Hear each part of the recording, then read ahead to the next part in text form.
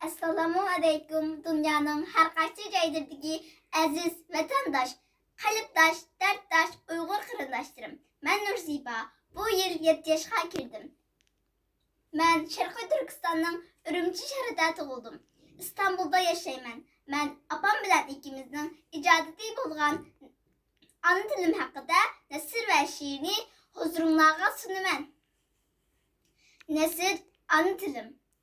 Ben dünyaya apirede bulup anamın dilinin benim kulaklarımğa tünci bulup anlangan tildir. Tün nisbide anam beni elleyilgende okugan mumuluk küydür. Dadamның beni pəplep köyüşleri de mihir deşnanlıqını kandırgan bulaqdır. Ana dilim ailemdeki gamsız, şox, omaq qayrındışımның tatlıq tılıdır. Ana dilim Mehmet Kaşgır babamның Türkiye Diller Divani. Yusuf Sacip babamның Kutatqul Bölgede hikmetlerini fasahatler bilen namayende kılgan güzel tıldır. Ana dilim vatanның fırqı, güzelliği, ümidi mücessemlengen tıldır. Bizdek vatandan ayrılışqa mecbur bolganlarның aziz tuprağı bolgan sığınış, təlpinişleri de yürekli zıddıgan ifadelerdir. Ana dilim zalim, təcavüzçi Xitay kabullarına tehdit, endişi bolgan köçülük tıldır. Ana dilim zalimnin zindanları da ve şiyanı kaynaşlarda vay can dep varkıravatkan ustazlarının, dadaşlarının, apaşlarının, akıllarının, hedilerinin içinişlik peryat avazıdır, kısas singen.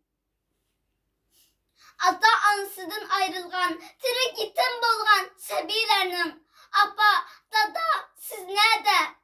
Emdi biz elimizga kelmemsiler, biz sizlerini pek sığındık dep, tökken yaşlılığının tançılarıdır. Ana dilim dünyanın her qaysı yerlerinde can cehli bilen Şərqi Türkistan'a müstakillik dep varkıravatkan qarindaşlarımızın arzu müdürge kısas otuğu tolgan çıkan avazıdır. Ana dilim Allah'tan başka hiç yardımcısı bulunmayan Şərqi Türkistan halkının nalısı, yığısı, duasıdır. Ana dilim benim pəxrimdir.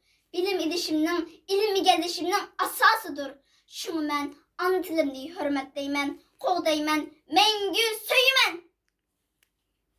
Şiir ana dilga kösteyg misin? Kösteyg misin, kösteyg misin, ana dilga kösteyg misin? Muhacir biz özgü dilga, hergi seves kel misin?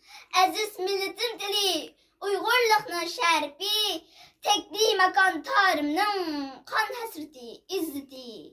Tilteg misin, çetni misin, anı tılga tilteg misin?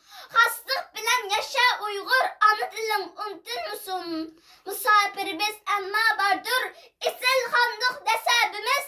Saf dilimiz, pak kalbimiz, müstakillik yolumuz. Uygur dilinin arasıga yattın koşup sözler misin?